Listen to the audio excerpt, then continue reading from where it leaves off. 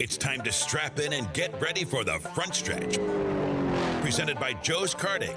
Dan and Derrike are live in the studio today, ready to hear from you at 402-573-0590. Well, good morning to you, race fans, and welcome to the front stretch presented by Joe's Karting in Council Bluffs. Online, joeskarting.com. The 10th annual Racing with the Stars, just a few weeks away on November 5th. Make sure you get over to Joe's Karting on that Sunday to do some good for a local charity, the Holiday Horsepower Drive, and you can race with local celebrities. Dirk, boy, we have one heck of a show lined up for everybody today. Thinking about everything we have to cover, all the news topics that have happened over the last week and a half to 10 days. If you want to chime in on any of the conversation, maybe you want to, just happened last night here at Kansas Speedway with the battle between Christopher Bell and Erik Jones. Was that a clean move? Did Erik Jones put it out there a little bit too much and jeopardize his teammates' car and chances to win the race? Does it matter because Christopher Bell is trying to get his first Xfinity race when Erik Jones has plenty? You can call in 402-573-0590. You can also talk about other little topics. Dirt Track World Championship, maybe? Who won that one? We'll talk about that coming up here in just a little bit. We now have a champion for the Lucas Oil Late Model Series. A lot of stuff has happened over the last week and a half to 10 days with baby announcements, engagements, teams shifting a little bit more, drivers moving around. So there's been a lot going on. You can give us a call today, 402-573-0590. The plan for today, we will recap Talladega in turn number 1, and we will talk about the results of that race on the playoff standings and what 4 to 6 drivers are looking at going into today's elimination race at Kansas Speedway for the Hollywood Casino 400. And the results on that race with our fantasy contest. Turn number 2, we will talk with Matt Tifft, who we sat down with because we had partnered with the number 19 team with Joe Gibbs Racing for our Crewman for a Day contest. And Matt and his PR girl was gracious enough to give us what we asked for about 5 minutes, ended up taking about 15. You're going to hear about 11 of that. And they had a tire blow up in the top of the hauler while we were in there. You'll have to listen real close for that because it's pretty apparent, but it comes out of nowhere. And I think it scared Matt just a little bit more than I expected it would. It made him quit talking, that's for sure. Turn number 3, we talk with Derrike Cope. He's a veteran in the NASCAR circuit, racing in the Xfinity Series, Truck Series, and now he has a brand new team, Starcom Racing, that he is debuting today at the Hollywood Casino 400 in the 00 car. So we sat down with Derrike and Team Co-Owner Matt Kohler about what it took to get that team off the ground. And, I mean, amazing. When they talk about they got it off the ground in 3 to 5 weeks, from absolutely nothing in place to now they're at the racetrack trying to figure out what they forgot. That's coming up in turn number 3. And then in turn number 4, we will preview today's race at Kansas. We'll talk about the bubble and who's a little bit more of who's in trouble, what we can expect, practice results, yada, yada, yada. So, Dirk, let's talk about Talladega. It looked like it was going to be a calm race. You know, last October at the Talladega race, everybody kind of kept their stuff together, and we never really had a big one. I think we had like 2 or 3 cautions at the 2015 or 2016 October Talladega race, and it kind of felt like it was going to do that again. Barring a couple of incidences getting on the pit road, a couple of damaged cars, Paul Menard blowing a tire. There was another incident. I can't think of off the top of my head who was involved in it, but it was single car incidents to maybe 2-3 cars. There wasn't a big one. No, there wasn't a big one. I mean, the race ran fairly clean. Well, it stayed green and clean up through when they were coming around to the first set of pit stops, and a couple guys got into it trying to get on the pit road, and I think Jamie Mack was in there. Erik Jones. Jeffrey Earnhardt. Erik Jones. Kyle Busch was almost involved in it, but he was able to dodge the slowing car of Jamie McMurray. And it was just one of those things that you take for granted, the communication between the spotters on the spotter stand, that they're communicating with each other who's coming, and somebody dropped the ball and didn't let them know that Jamie McMurray was coming because Erik Jones had no idea. And when Kyle Busch slid out of the way, right into the back of Jamie McMurray goes Erik Jones, ending his day, sending Jamie back onto the racing surface and into a couple of other cars. And I believe Ty Dillon was the other one that was involved in that. No, Ty Dillon was involved with the Jimmy Johnson, which was the next rounds of pit stop, green flag pit stops. Kind of a weird one, but I mean, I was really impressed with the race. I thought there was plenty of, and when they say about lead changes, I don't take that for any kind of sign that this was a good race at Talladega, because there's always going to be 30, 40, 50 lead changes over 188 laps. But this one, it seemed to be less of the two rows, one lap, one guy would be in front, next lap the other guy would be in front, and they would trade back and forth, which would rack up the lead changes. This seemed to be legitimate. Here comes Elliott, now here comes Junior, now here comes Keselowski, now here's Logano, and here's Kurt Busch, and there was a lot of guys that were mixing it up, 3 wide and even 4 wide at times. For a really long amount of time, they were running 4 wide around this track. Yeah, there was 4 or 5 laps that they were 4 wide at one point, and that's just unheard of. They'll go 4 wide maybe for a half a lap, and then everybody's like, no, I'm not doing this. Let me get out of the middle here. I loved seeing that, because you really got to see how squirrely these cars are. And I don't think it was because they were 4 wide. I think it was because the distance between them was less. So when they were seeing the straight-on shots, you could really see how little these guys have to move and how much the cars are whipping around in traffic. I mean, we felt it when we were coming down here with my little Colorado. You get behind a semi and your vehicle kind of whips back and forth. Those cars do the same thing. I mean, when they catch a little bit of air, it bumps the car, and those cars are a little bit out of their control. Well, and even when we were talking to a few guys down here this weekend, it's been very windy down here. And the guys were all saying the wind was out of the south, and it was a pretty steady, I'm going to say 20 to 25 mile an hour breeze. And the guys were all saying that it really upset the car entering turn 3 because it's pushing you. Even though you're going 170, 180 miles an hour, it's still not letting the back of the car settle correctly with the wind that's hitting the spoiler. Yeah, and I heard one guy say you were able to drive a lot farther into turn 1 because that wind is coming at you and putting more downforce on the car, so you're able to drive harder into the corner, but then you got to lift a little bit sooner going into turn 3. Today at Kansas, we'll talk more about it in turn before. It's going to be a wild card. I mean, it's just crazy with what you're going to see guys break loose out of nowhere all of a sudden. Well, right now I'm actually looking out the window of our motel room here, and there's no breeze. The leaves on the tree routes are outside our window, unless the breeze is coming out of the north, which would block that side, but it doesn't look like there's any breeze out there at all today. Over at Talladega, the worst of the playoff contenders ended up being Ricky Stenhouse Jr. finished 26th on the day. He had a great car. He was trying to go for 3 Super Speedway wins in a row, which would have tied Dale Earnhardt Jr.'s record. And I think he had a very strong car, and legitimate shot at that.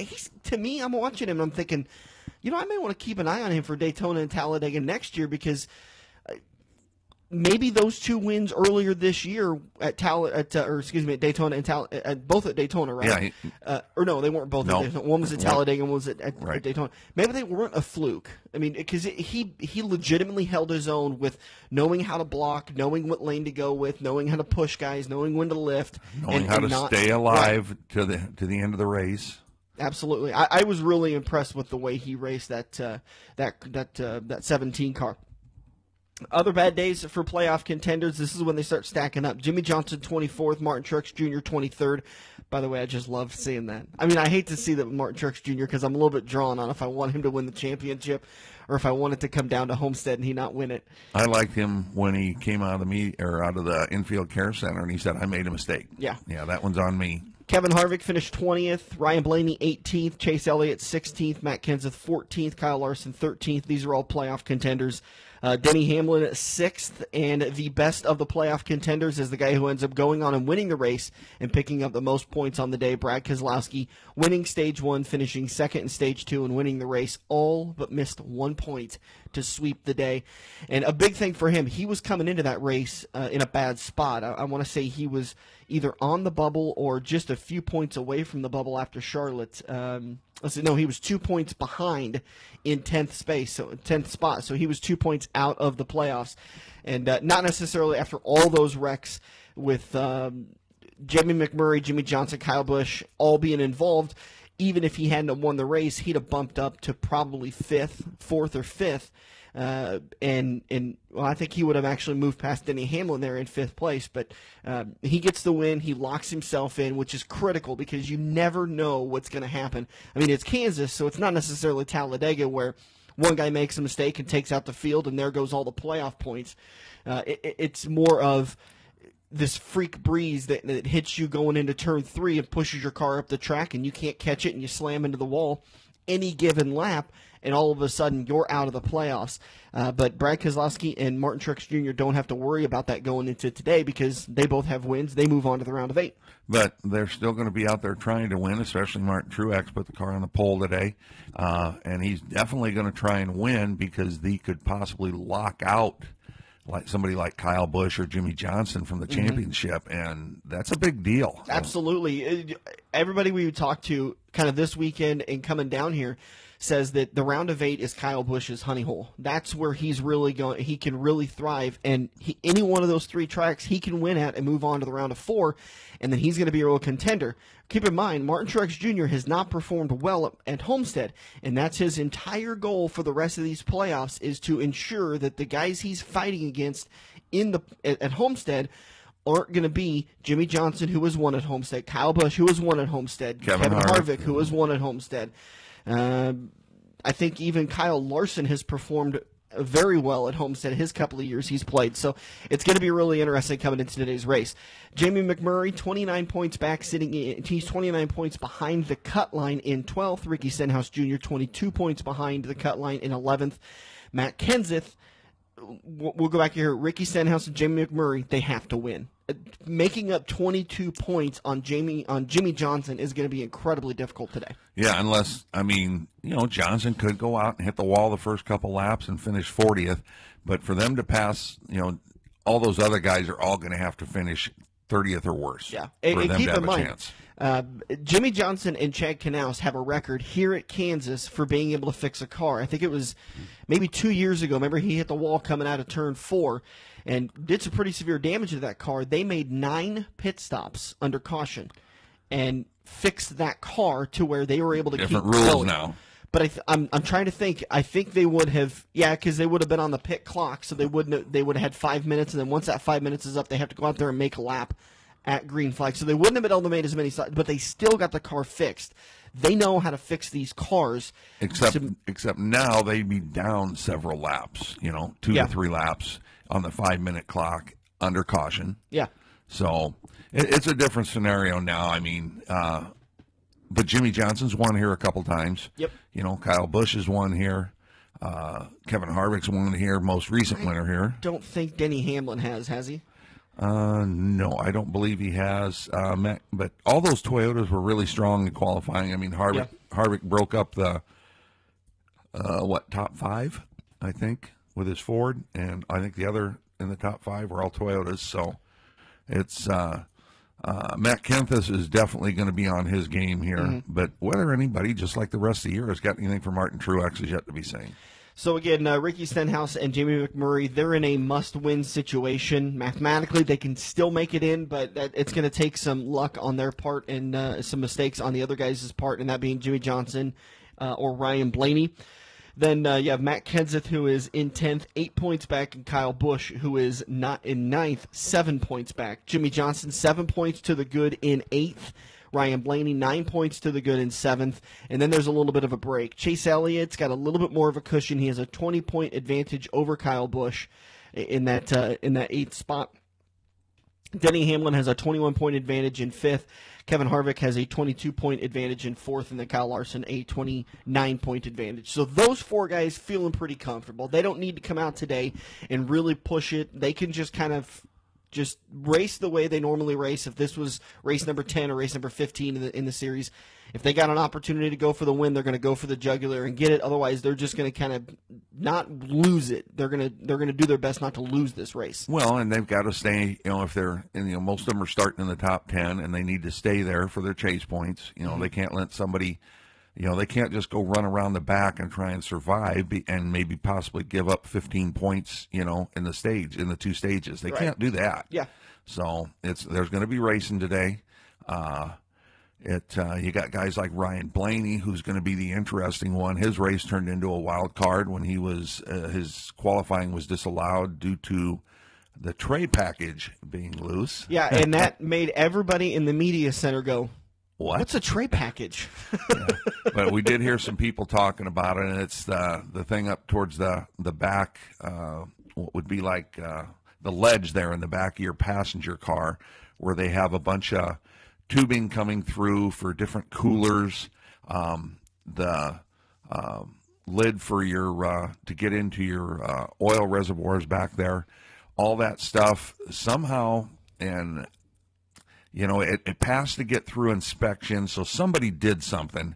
And my guess is somebody made some type of an adjustment in there during qualifying and didn't fasten it back down. Yeah. Whether that was on purpose or not, we don't know. Right. But it let the window move around a little bit, which changed the aero on the car, and that's why it was disallowed. So he will start from the rear of the field. We're going to take a break. We'll come back in turn number 2, and we will talk with Matt Tifft, the driver of the number 19 Joe Gibbs Racing Xfinity car in the Xfinity Series. We'll talk about Matt and his career and so much more coming up here on the front stretch.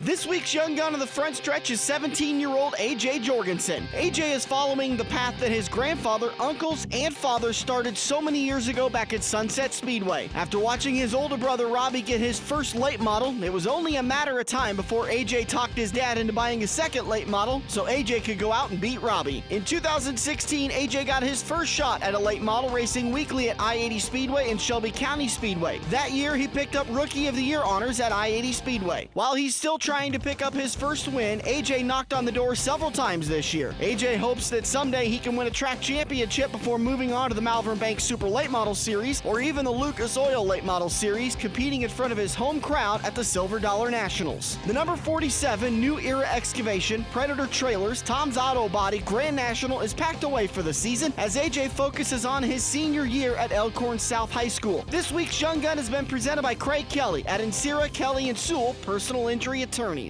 For almost 70 years, Insera, Kelly Sewell have been Nebraska's premier personal injury firm. Race drivers, fans, and their families have been calling Sunset Speedway's Craig Kelly for over 30 years.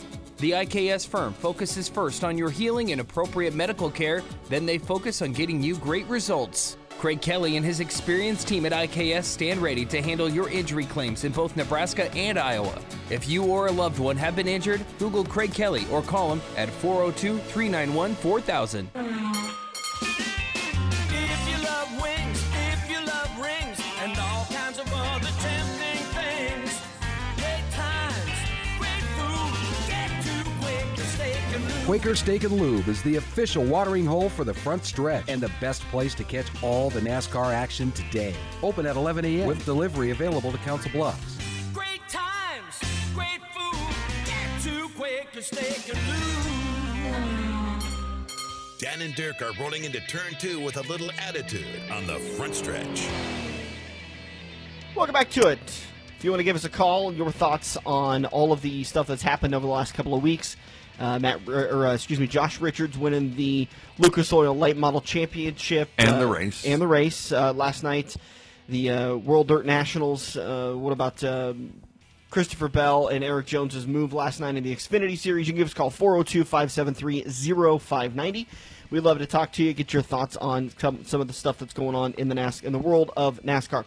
All right, we sat down with Matt Tifft, driver of the number 19 Joe Gibbs Racing Xfinity Series car, sponsored by Truinity.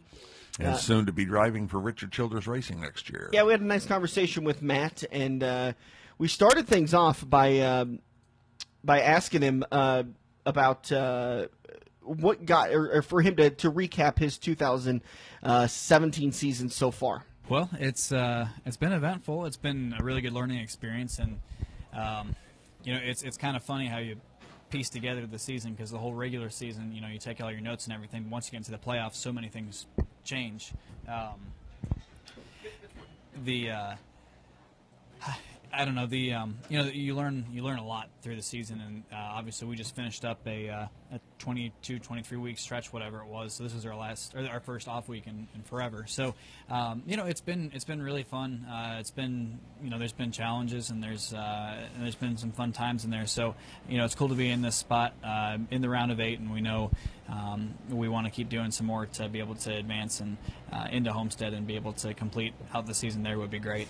Do you ever think back, looking at the beginning of the season, and like you said, you've learned so much as the season went on, and think back, oh, that guy that started the season, he was so naive. Yeah, it's funny how you do that, because at the time, you don't really feel like it. You're trying to learn things, but you don't feel like that then. But yeah, I mean, especially the second time we've gone back to these places, it's amazing how much changes and how many more things that you're looking for in the car. Honestly, today at Kansas, I was doing a bit of searching because I've raced here before, but the ARCA cars in the truck series, they feel totally different than what an Xfinity car feels like here. So there's so much more throttle time in these cars, and you're just trying to learn everything you can about it. But it makes it challenging, and obviously the good guys adapt to it quickly. And I think I found a field that I want to have in my car for tomorrow. But that's the challenge you have, is that when you start off the season new and you go to places like going to Atlanta and California right off the bat, two of our toughest tracks. It kind of throws you for a loop, and it takes a while to catch up sometimes, but I feel like we've been able to learn from it. And then, even in the beginning of the part, we had decent speed some places. I just made some mistakes, and then I feel like the summer was kind of a growing time of the year for the chemistry between us to figure out what I want and need in the cars. Okay, let's step back just a little bit in time. What got Matt Tifft the racing bug? How did he get bit, and what's your career done up till now? So when I was about 5 years old, my dad would take me to a dirt track up in Michigan. So I'm from Cleveland, Ohio. So we go up there, and his friend from high school drove the car that my dad owned. And so I grew up going up there, and my family was from up there. So we travel there and go up there a few times this summer to watch races, and I just loved it. And so I kept on watching it, and I started watching NASCAR, and then just kind of got hooked on it, really. And then we did, when I was probably 10, I think, we did the Jeff Gordon driving school at the Nashville Super Speedway. And then that's kind of where I figured out that I wanted to do it, when I did the ride-along there. My dad was doing his separate deal, driving a race car there. So, and I kind of begged my mom and dad to let me get into something. And so when I was 11, we went to a go-kart track, and they had an open trial day where you could go in and test out go-karts, and I did it, and I loved it. And so we started running go-karts all over Ohio, and then eventually the whole Great Lakes region, and then nationally, and then we kind of took the jump there from late models, and the rest has just kind of been in stock cars ever since. And go back to my other question. When we started this off, do you ever look back at that little kid and think, man, what a ways I've come? I decided at 10, yeah, this would be something kind of fun, and now you're racing for Joe Gibbs Racing, the Xfinity Series. Yeah, it's weird. it's cool, but it's weird at the same time, because I was a fan. I wasn't really involved. Sorry. Don't worry, nobody got shot. Matt, you okay? You want a second? You may be still.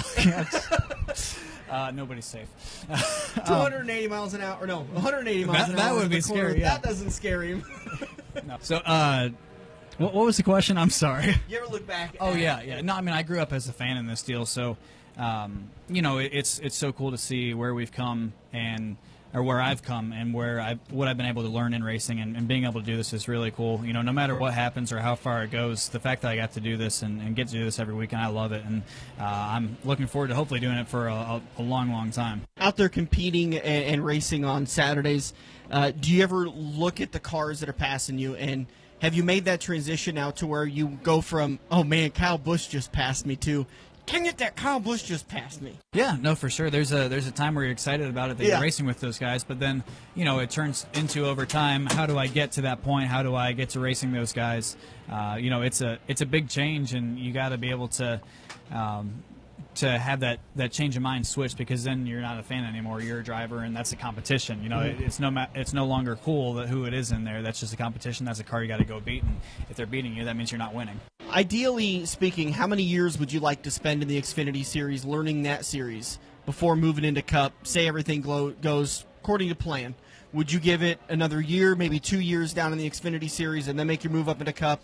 Or would you rather jump into a Cup ride in 2018 and go out at full bore? No, I don't think jumping right away would be a good idea. I think I've learned a lot this year, but I think there's a lot for me to still learn. I got to be at a point next year where I'm competing for race wins more often, running the top 5 more often. We've been able to string together a lot of top 10 finishes lately, but we got to do that for the whole season, and I got to do that as a driver to run in the top 5 and be knocking on the door of a win and hopefully get one before you can even think about making that jump. So I definitely need a couple more years down here to, just to make sure it's the right time for me to jump up. If I did it now, or even in 2018, or even if I started to do it full-time in 2019, I wouldn't be ready, and I think I honestly don't know if it would be the right move for me.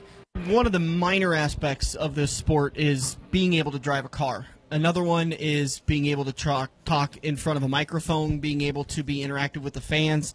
And a big one is sponsors. You got to be able to woo sponsors and keep them happy. If you have a bad day, you still got to walk out there and kind of explain to them that stuff happens. You still got the exposure. Is that kind of a surprise going from that kid in Ohio at 10 that just wants to race a car, but now you're realizing that there's so much more to it than just turning left? It's a lot more, and the thing that you learn through it how to deal with different situations when you're mad. We've gone through all kinds of different media training, whether it's from the team or a manufacturer, or even when I was in go-karts, I started to do it just to get comfortable with doing like a radio show, because at the time, doing something on the radio I was nervous about, and then, don't even get me started about a camera.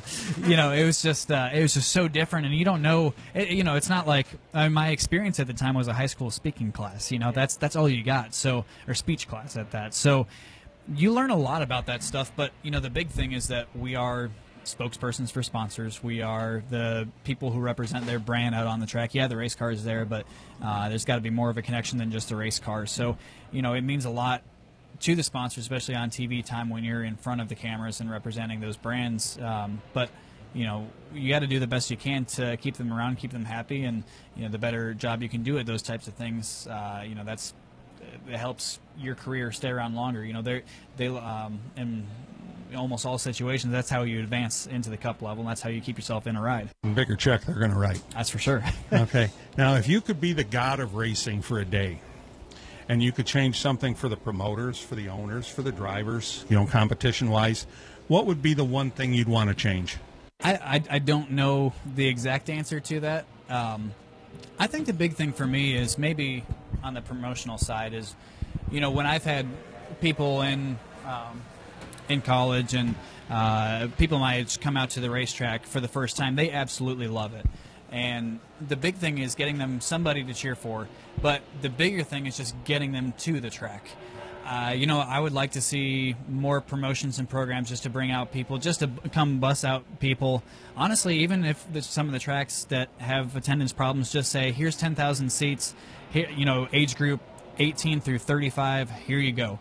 And build a package that allows them to experience that, because I think we need something like that that'll keep it going. Yeah, in the short run, you're going to say, well, we're not going to get any ticket money out of them. Well, they're still going to spend money on concessions and stuff, but the big thing is you want to be able to keep fans and bring fans back into it and grow new fans. And I think that's a big deal. Is just getting people to the track. And we had when I was running ARCA, we took in 300 people, almost 300 people who had never been to a race before that were from my school, and absolutely every one of them has still been involved in asking me how racing's going, or still stays up to date on social media pages, or wants to, or we have a few of them who still want to come back continuously to races, and I think that's really cool. But most people don't grow up with race cars, so it's hard for them to understand the sport.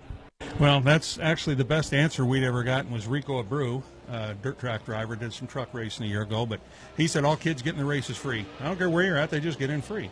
And you're starting to see something like that. I know for your guys' race tomorrow, I think kids at 12 and under get in free here. Yeah, the Truck and Xfinity Series, it's now always free. So, and I think Cup Series, most tracks are $10. So I think they should probably just make it a blanket free for it all. But I mean, at least they're trying to do something with that. Exactly. I mean, they're the fans of tomorrow, The older fans that were big Dale Earnhardt fans and stuff have gone away from the sport because their guy's not racing anymore. The Dale Jarrett people and all that, the Waltrip people and stuff. So we got to get the kids interested in the sport. Yep, I mean, that's how I got interested in it, right? You know, that's how it all starts from somewhere. Talk about actual on-track stuff with you learning through the sport. When you talk about being associated with it and driving for Joe Gibbs Racing, you've got some amazing talent that you can lean on a little bit and say, hey, how do you do this? Especially one guy that's on Sunday, he's got the risk of being eliminated. Kyle Busch has gone from hating this track, despising it, wrecking on his own out of turn number 2, all by himself, just absolutely pitiful, to now he's the class of the field when it comes to Kansas Speedway. Do you get to lean on him and say, hey, can you throw me some tricks and some ideas? Yeah, you know, I've definitely used him quite a bit throughout the year, and it's cool to have him as a teammate. But, I mean, I don't think anybody ever expected him to struggle at a place for very long. Yeah. You know, that's the fact that it happened here was kind of an anomaly out of the whole season. You know, that was kind of unexpected all the time. But yeah, no, obviously he's a great talent. He's a good bank of information for sure. The big thing is, like a place like this for me, is understanding how these cars feel, you know, when you go to these places. Then you can ask better questions. You can ask 20 questions all the time, but until you know what you're talking about, you know, it's almost like a media person trying to ask them, and you're not going to ask the right questions to get what you need out of it. So, you know, that's when it's nice to have guys like that when they are racing with you. You know, that's when you can really learn the most out of guys like that. That probably goes from the conversation early in the year when the conversations were starting. You were getting a little cross-eyed with, wait, what did he just say to me? And then now it's like, I got it. I understand that now. Yeah, and I mean it's cool to see, you know, the advice that those guys give me, and understanding now, you know, even just from the team, what people have said to me.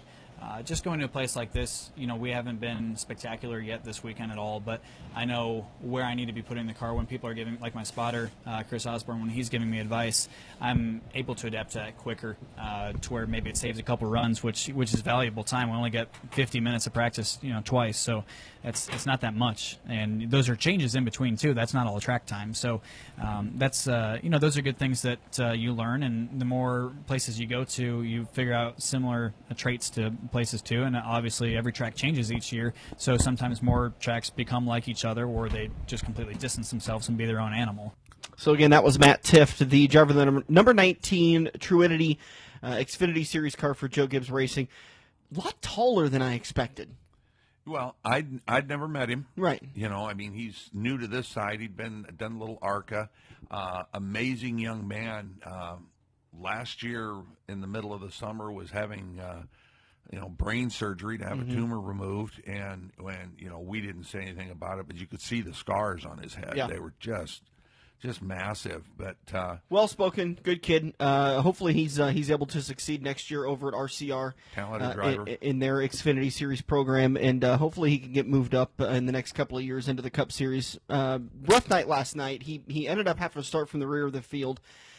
Blazed through the field pretty quickly, but then once he got up into 15th through 12th through 11th, he really wasn't able to move much past there. Well, that's where his car was. He sat up into the top 10 for just a little bit in that 10th spot. I don't think he ever got into 9th or 8th, but and that's right where he finished, and kind of a rough start. This Kansas was the start to their round number 2. So they've got 2 more races for Matt to get qualified for the Homestead race, and then possibly win this championship coming up here in a couple of weeks. All right, we're going to take a break. We'll come back in turn number 3. We're going to talk with an old veteran of the Cup Series of the NASCAR circuit, Derrike Cope, and his new organization, Starcom Racing. We'll be back here on the front stretch. Fall has arrived, and so have the cold temperatures, but that doesn't mean you have to stay home. Get into Joe's Karting today and enjoy the Metro's largest fully heated indoor karting track. Get your friends together for a white-knuckle experience you can only find at Joe's Karting in Council Bluffs. Hours of operation, discounts, and lap times can be found online at joeskarting.com. That's karting with a K. Get to Joe's Karting today and discover Council Bluffs' best-kept secret, 23rd Avenue next to Mid-America Center. The official watering hole of the front stretch has you covered any day of the week with the best wings, great burgers, and amazing steaks. Each weekday from 4 to 6 is happy hour, featuring $1 off draft and well drinks plus $4 Luberitas. Mondays are kids' night. Tuesdays are all-you-can-eat wings for $12.95, and the lube even delivers to the Council Bluffs area. Like Quaker Steak and Lube Council Bluffs on Facebook for a full list of weekly events. Get to Quaker Steak and Lube. Mid-America Drive, Council Bluffs. Any driver will tell you that the key to winning a race is preventive maintenance. Pat at Eccles Heating and Air can make sure your wallet is on the winning side with a preventive care package. Pat will look over your existing unit and make recommendations to make sure you're toasty warm this winter. Drivers trust Pat at the racetrack with their safety, so you know you can trust him with your home heating. Call Pat today at 402-331-1755 and schedule your heater checkup. Eccles Heating and Air. Feather the brake and get back to the gas. Dan and Dirk are headed into turn 3 on the front stretch. Hey, this is Kurt Busch, driver of the number 41 Haas Automation Chevrolet. You're listening to the front stretch. And turn number 3 brought to you by Kansas Speedway. Tickets for the very first elimination race for Kansas Speedway are available. No more calling 866-460 race. No more going on to KansasSpeedway.com. You can get your tickets today at the main gate. There are still tickets available, I think, because of the weather, because of the storms that we had last night, that it is going to be a fairly large crowd. I know that ticket sales were a little bit slower because with the moisture in the Midwest recently, farmers haven't been able to get into the field, so they haven't been buying their tickets. But I think because of all the rain we got last night, those farmers are going to be locked out of the field, and we're going to have a great crowd. Plus, 4 drivers are going to get eliminated today. The wind's going to be the wild card factor. The cooler temperatures, we're going to see higher speeds. It's going to be well worth your every pennies and nickels you save. Get in the car right now. Finish the last half hour of the show listening as you head down to Kansas Speedway and pick up your tickets for the Hollywood Casino 400. And listening to that Pat Eccles ad, we did get a chance to stop and say hi to Pat because he's working with the fire crew down here at the Speedway this weekend. Again, every time we run into him, that guy's on break. Oh, yeah. Every time I find him at the Speedway, he's sitting in his truck, drinking a pop. Well, that's because he's working so hard. Otherwise, we can't find him. That's got to be true, right? that's got to be the case. Well, I don't know. He was having a good time on, was it Thursday night? He posted on Facebook after he traveled down in his motor coach down here. So. Yeah. It's really fun to see all the dirt track fans that are coming together for this race, too, because, there is that animosity between the two circuits, but it's seeing a lot of dirt track fans and a lot of our winners that are down here enjoying the weekend, seeing the beautiful views. It's a little bit chilly. It's been a little bit windy. Wear a little bit thicker of a coat, maybe some gloves if you're kind of a colder temperature person, but you're going to be just fine sitting there watching the race today. And a monster crowd at Lakeside on Friday night to see the World of Outlaws sprint cars with Mr. Tony Stewart. Did get a chance to say hi to Mr. Stewart yesterday as he was at the racetrack. Who's that guy? Yeah, who is that guy? But Nobody cares. The crowd was ridiculous. Dan and I actually were entertaining the idea of stopping by on the way home from the track. But the crowd, anybody that's been to Lakeside and knows where it's situated off the interstate, on the southbound 435, the interstate was backed up, getting close to the river, and coming from the other direction, like from the Speedway, it was backed up clear again. I mean, the Best people. Guess. What's that? It was crazy. What's that? 5-6 miles? I'd say probably 3. Okay. But it was just nuts. I couldn't. We saw them. We're like, all right, well, I guess we're going back to the hotel and watching the baseball game. All right, so we got an opportunity to sit down with Derrike Cope. We contacted Starcom Racing a couple of weeks ago when they made the announcement that Derrike had joined the team as a driver and manager as they were getting this new team off the ground. And quite frankly, I think that's a huge story with all the conversations about teams trying to cut costs and the disparagement between the lower teams and the upper teams, and the upper teams not being able to pay their bills, and drivers needing too much money, and the money not being distributed right. And now we've got a new team coming into the sport. Fantastic for the sport. Fantastic. And Cope's been around and had his own team, so he knows what he's doing. So we sat down with Derrike Cope and Matt Kohler, who Matt's the general manager of the team of Starcoms Racing, and started talking about how Matt and Derrike got this whole team put together. You know what? This came together really quick and unexpected.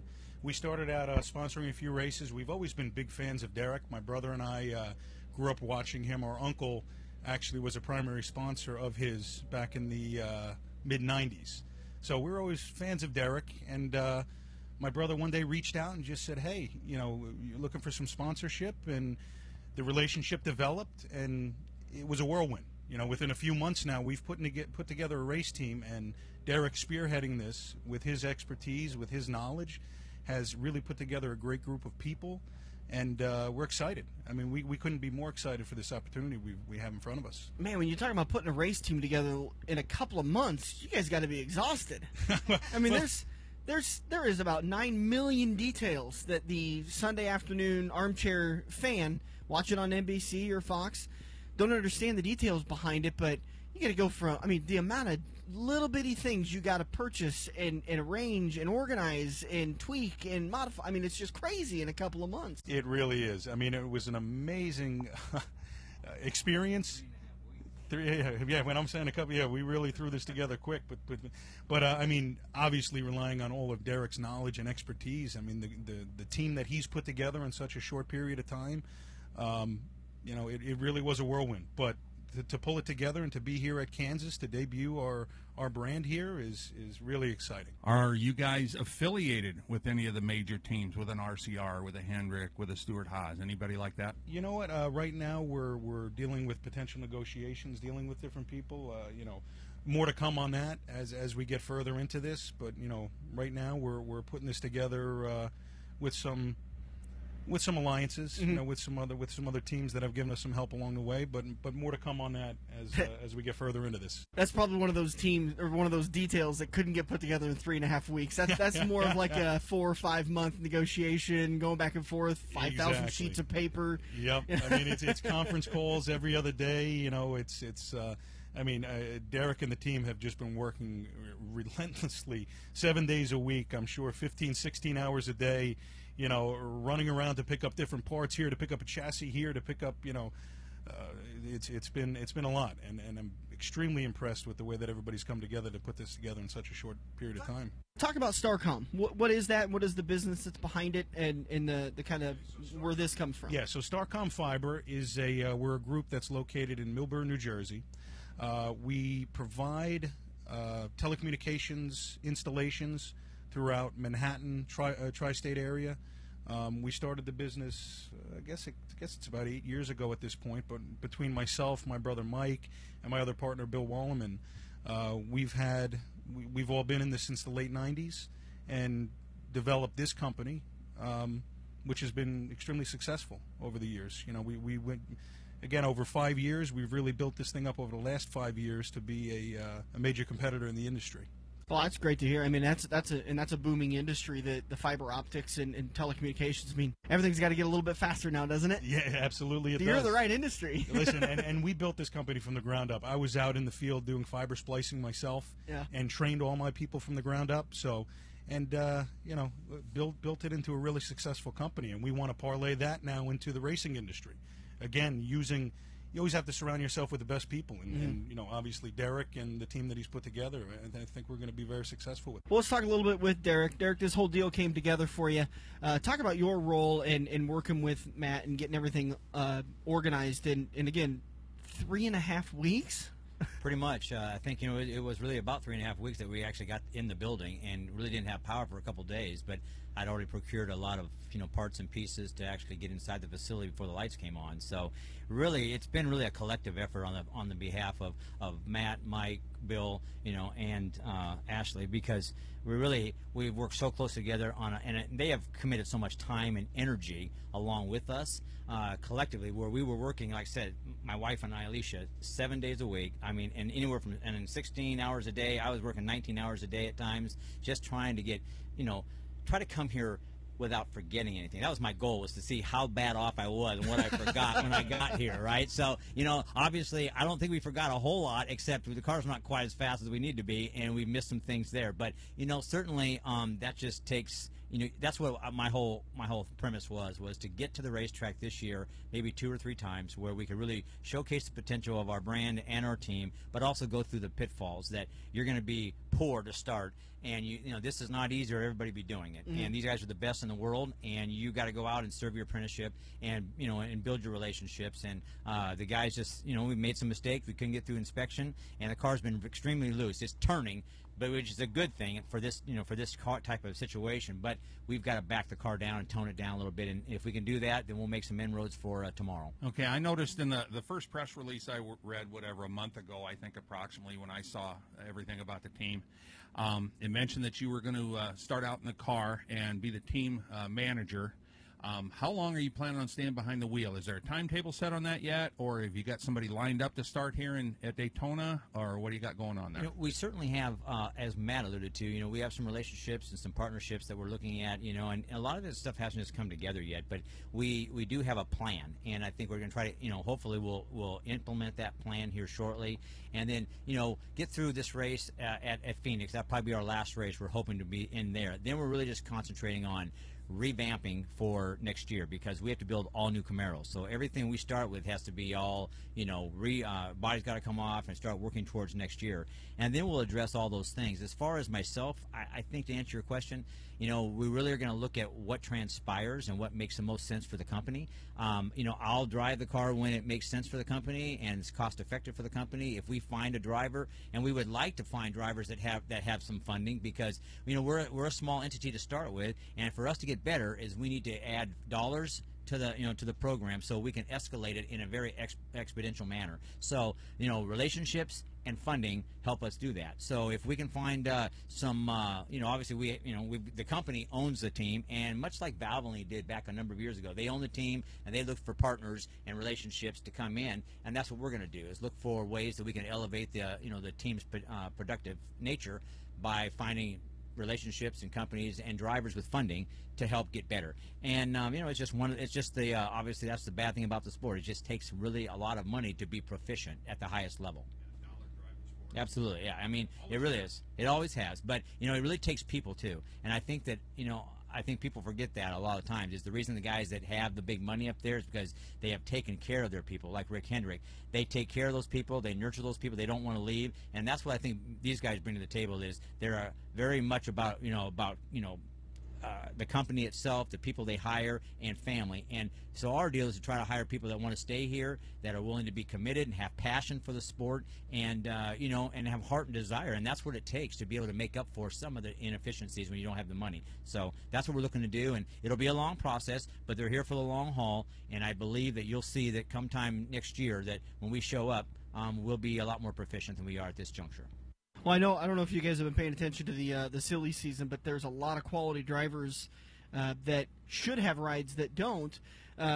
Would any of those drivers be on your short list, or would you guys be looking at more of maybe a Truck Series driver to move up and come into, or maybe an Xfinity Series driver to come in? To be honest with you, we have been so busy, we really haven't even addressed that aspect, and rightfully so, I think, because in 3.5 weeks, we're just lucky to have a ticket to the dance today, know, and so we really haven't really sat down and really broached any of those subjects yet, and I think really it just comes down to really what makes the most sense for the company. And when we have time after Phoenix, then obviously all the silly season has really kind of come, maybe I think come to fruition, and who's and what's available and what monies are available and what sponsorships maybe could possibly come with it. We'll address all those things, here in the next 3 weeks or so, but we have a number of things on our plate that we have to consummate first. Once we have those things done and we can get these couple races, aimed, then I think a lot of those, I think maybe those pictures will come a little clearer for all of us. In this process of transitioning into kind of a team manager, and forgive me, I don't know what your role was at your last operation. Were you surprised at all the little bitty details, like we talked about at the beginning of the interview, that you have to deal with in order to get to the racetrack?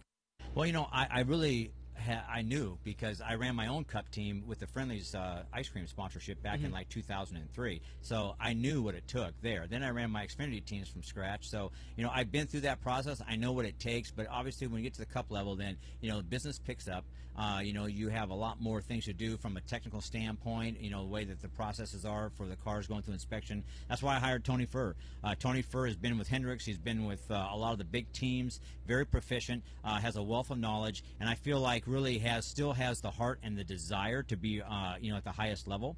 And we need a go-to guy, and I think he's the guy that we could start the process with. So I feel good about what we're doing there. But I really knew what I was up against, and I think like I said, my goal was to come here and prove to myself that what did I forget? The biggest thing right now I can forget, I didn't bring enough aluminum and I didn't bring enough bolts in the lista cabinet. So other than that, we've been relatively proficient on that end. But the car, obviously we need to find speed. We are gaining on it now, but this next session will probably give us a big indication on how tomorrow will fold out. Why start the Starcom racing in the Cup Series as your debut? Why not start in the Truck Series, K&N, or Xfinity Series? Why not the lower series first and work your way up? Why jump right into Cup? You know, I've been in Cup the majority of my life. I started out in Cup, and I felt like that, you know, I served my apprenticeship in the Cup Series in heavy cars, and I felt like that if you're going to bring and showcase a brand and a company, you know, in this sport, you need to be in the highest echelon as you can. And the only way that you create great value, in my opinion, is to be in the Cup Series. And that's what we're doing with the brand of Starcom Fiber and Starcom Racing, is to put ourselves in a position, what we do best. And what we do best is showcase sponsors. We do hospitality. We give added value. We create all kinds of ancillary things that come and encompass the actual racing side. The racing is almost secondary here, but what we do on the outside of all this is we can sell, we can produce, and we can give people hospitality and give them something for their money. That's what this team's going to be different about, and you're going to see that when you see us showcase next year. Man, you can just hear the passion in his voice when he's talking about where they want to take Starcom Racing. And the entire time he's saying that, I'm thinking crewman for a day contest. Crewman for a day contest. and we did approach him, and everything sounded good. So as long as they can rock and roll, and it was kind of neat because we sat there afterwards, you know, after the mics were turned off, and we talked about that with them with positive results. Then we also talked with them about making sure we could talk with them in a year and do a recap on what their year was like. Well, it was a cool experience. And one thing that we didn't get the audio from this conversation, and I wanted to bring it up because it was one of the points you brought up, was the last question I asked was why not start in the Truck Series or the Xfinity Series? And you brought up the fact that the budgets to get to the track for a Truck Series and an Xfinity Series aren't that much different than the Cup Series. The overall money in the Cup Series is immense. I mean, you're going to see, if you were there at the track yesterday or on Friday, you're going to see a whole different show today. I mean, it is prim, it is polished, it is perfect today. To where yesterday it was a little more gristled, Friday it's pretty gristled. I mean, it's rough in the Truck Series and the ARCA Series, even though the Truck Series wasn't here, but we get to see it plenty in the at the Iowa Speedway races. Well, and so that's probably another reason why. And Derek kind of talked about it a little bit. No, when we start this, we're going to start at the upper echelon. We're going to start at the top. Well, you can't get a Fortune 500 company. You know, you can't go say, hey, look, why don't you give us a couple $1 million and come on board for 3 or 4 races in the Truck Series? That's not what they want. If they want that Sunday afternoon, they want to be racing against the Jimmy Johnsons and Dale Earnhardt Jr.'s and those people. But when you sit and look at this, like, you know, we talked about that budget deal. Brad Keselowski's folding his truck team because he's been having to spend $1 million out of his own pocket the last couple of years to keep the Truck Series team afloat. And that's a competitive Truck Series team, by the way. And they've got sponsorship on their trucks every race. Yeah. You know, but when that Truck Series takes, you know, $3 to $5 million to run and be competitive like that, most of that expense is getting to the track and housing your people, the motel bills, all that type of stuff. And that's going to be the same with the Cup team. That was something that our winners yesterday, Dennis and Kathy, were talking about. Dennis kept mentioning me. He goes, I can't believe the number of people it takes to execute all of this. He said, I had no idea. And I said, and you kind of begin to understand the how big of a devastation it is when one team, one car folds, because that's generally 75 to 100 people that are without a job. Over-the-wall crews, shop crews, marketing people. I mean, they're now without a job, and so the NASCAR circuit is its own economy. It is, and it's really insane to see. But it's great to see these guys at Starcom Racing. You can check them out today. They were going to start in the rear of the field. They had a little bit of issue getting through qualifying inspection because it's a brand new car. I mean, there's a brand new rule book that they're trying to deal with and trying to build a car from scratch. They had a little bit of issue, so they were going to start in the back. But Ryan Blaney's going to start in the back today, so he'll be tail end Charlie, and I believe that'll put they already passed somebody and they haven't been on the track yet. That'll put the 00 up into that 39th spot. So kind of keep an eye out when you're watching today. If you're at the track, just kind of keep an eye out for that 00 yellow and black Starcom Racing driven by David Cope. It is a good-looking car.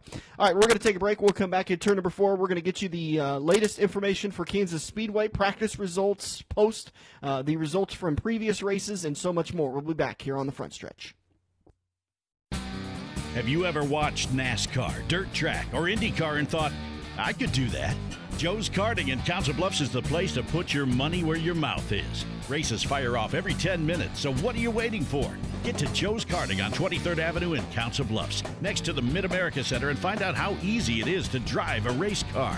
Each Joe's Karting car is powered by an eco-friendly Honda engine capable of a 14-second lap.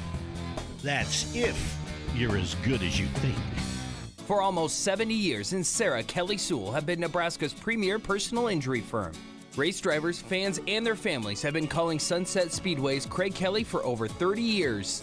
The IKS firm focuses first on your healing and appropriate medical care, then they focus on getting you great results. Craig Kelly and his experienced team at IKS stand ready to handle your injury claims in both Nebraska and Iowa. If you or a loved one have been injured, Google Craig Kelly or call him at 402-391-4000. Dan and Dirk are live for one last quarter.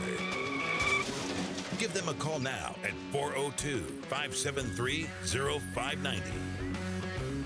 This is Tim McCready driving a Sweeteners Plus number 39, 2017 Silver Dollar Nationals champion. And you're listening to The Front Stretch. That was take like number 8.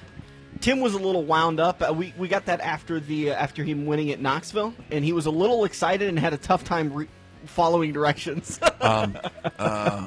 Not after him winning at Knoxville, because that didn't happen. It was the Silver Dollar Nationals at our own speedway. Tim McCready won it. No, it wasn't. No, I thought Tim McCready won it. Mike Marlar won it the last 2 times. I'm But trying no, to think. I think we got it at Knoxville, though. Well, either way, we got it as the Silver Dollars, but everybody kept getting in our way, and everybody wanted this picture, so he'd get halfway through, and somebody'd be shoving something in his face to sign or something. Well, we got just a few minutes left in the show, so let's talk about Kansas today. And by the way, if you want to give us your prediction on the 4 drivers you think are going to get eliminated, if we have time, we will give our thoughts on the 4 that we believe will be eliminated after today's race. This race last year was the second race in the round of in the round of 12. Kevin Harvick gets the win. Carl Edwards comes home second. Joey Logano third. Jimmy Johnson fourth, and Kyle Busch fifth. Austin Dillon, who was a chase contender last year, finished sixth. Then Alex Bowman, AJ Allmendinger, 7th and 8th. Matt Kenseth, another playoff contender, was 9th. And Casey Kane rounded out the top 10. Bad day for playoff contender Brad Keselowski. This was the beginning of a 2-race stretch where he finished 30 outside of the... Well, I think it was 38th both races because we went to Talladega the following week last year, and he was involved in that. He lost an engine. Blew up, leading. He led the most laps up to that point and blew up. Finished 39th at Kansas this time last year. 38th. Chase Elliott finished 31st at Kansas this time last year. So both of those drivers had really bad days on the year. And that's the way the race rolled out this time last year, October at Kansas. For all you fantasy people, there is one stat that I heard on NASCAR radio here this weekend that we've been listening to is on the 1.5-mile tracks, the top 4 people are still the top 4 people and have been all year long. You got Martin Truex is leading the group on the 1.5 miles. Surprisingly, Chase Elliott is second, Kevin Harvick third, Kyle Larson fourth. Speaking of Martin Truex Jr., he got the win here this time in May. Earlier this year, Brad Keselowski came home second, Kevin Harvick third, Ryan Blaney fourth, Kyle Busch fifth. Larson, Suarez, McMurray, Boyer, and Bain rounded out your top 10. Try to get some rough days for some playoff contenders. Doesn't look like many playoff contenders. Ooh, Chase Elliott, another bad finish for Chase Elliott at Kansas. He had a bad one into October last year. Finished 29th in May earlier this year. Jimmy Johnson finished 24th. Denny Hamlin 23rd. Kurt Busch is out of it. So that's pretty much it. Matt Kenseth, worst of the current playoff contenders left in the bunch. That he's just 12th. So not too bad of a day. Ricky Stenhouse Jr. finished 11th in May earlier this year. For your starting grid today, Martin Truex Jr. will be on the pole. Kevin Harvick to his outside. Matt Kenseth starting third. Denny Hamlin starting fourth. First non-playoff contender, Daniel Suarez qualified fifth inside row number 3, and Erik Jones to his outside. Then you have Kyle Busch starting 7th. Jamie McMurray 8th, Clint Boyer 9th, and Brad Keselowski 10th. Ricky Stenhouse Jr. was the worst of the playoff contender qualifiers. He qualified 24th outside row number 12. And obviously he's going to be giving it his all, so he's the one that you're probably going to see some alternative pit strategy with. Yeah. You're going to see somebody short pit and just try and get out of cycle and hope everything stays green. Kyle Larson was the fastest in practice number 1 and practice number 2, with Ryan Blaney being the fastest in happy hour during the final Cup Series practice sessions. So, and again, Ryan Blaney is going to be starting from the end of the field. Dirk, can you, off the top of your head, give me your thoughts on who is going to get eliminated today at Kansas? The only person out of the back that I see moving up is Kyle Busch. Do you think he wins, or does he qualify just on a good run? I think he's going to win. I agree. He had real good 10-lap times. Actually, Kevin Harvick was the best, and obviously Harvick's won here before, but so is Kyle. Mm-hmm. So, a little tweak, anything there, because like we said, right now there's no wind down here. Yep. And that is going to make these cars handle significantly different than what they have the last 2 days. Mm-hmm. So that's going to be a big deal. Yep. But these crew chiefs know how to adjust for that. They know where they got to go. But I see Ryan Blaney dropping back and moving down. And Jimmy I see Johnson, he's in 8th, 7 points above the cut. I think he's going to hold on, and I think Kyle Busch is the one that takes Ryan Blaney's spot. Takes Blaney out. We talked about it earlier in the show. Truex, Keselowski, they're locked in. Larson, Harvick, Hamlin, Elliott, they're top 6. They're all 20 points above. Those 6 guys, their number one goal, if anything I'm thinking about, find a way to keep the 18 out of the round of 8. You got to find a way to stay in front of that guy. If those guys can stay in front of him, Ryan Blaney and Jimmy Johnson are the next 2 guys that have got to worry about it. But if any of those 6 guys I just listed have a shot for the win, they're going to have a really good chance of knocking Kyle Busch out of the playoffs and ending his championship hopes. Again, Kyle Busch, Matt Kenseth, Ricky Stenhouse Jr., and Jamie McMurray are the 4 drivers outside looking in, needing a big day today at Kansas Speedway. Get down to the Hollywood Casino 400. Got to say thanks to Kansas Speedway and everybody for their hospitality this weekend. If you haven't been down to Kansas Speedway yet, now's the time to do it. It's the first time there's an elimination race at the track, and it's going to be an interesting one today with the wind, the cooler temperatures, and everything that's on the line. We're going to have some great racing. High of 67 degrees. The sun is shining down here now. Everything's cool. There is not going to be any rain down here. It's going to be a very comfortable day to sit in the grandstands and enjoy a good time. Bring your cooler, bring your own drinks, bring your own food, and have a good time. Thanks, everybody that sponsors the Front Stretch. Thank you, Quaker Steak & Lube, for the official watering hole of the Front Stretch. Join us November 19th at Quaker Steak & Lube for the Homestead Viewing Party. We're going to wrap it up for today. For Dirk Houston, I'm Dan Taylor. Thanks, everybody, for joining us. We'll do it again next weekend. This has been the Front Stretch on AM 590, Omaha's ESPN Radio. This has been the Front Stretch Radio Show, presented by Joe's Karting in Council Bluffs. To contact Dan or Dirk, find them on Facebook at The Front Stretch or email them at frontstretch590@gmail.com. If you missed any part of today's show or want to hear a previous show, subscribe to the Joe's Karting YouTube page, where you can find almost every Front Stretch show.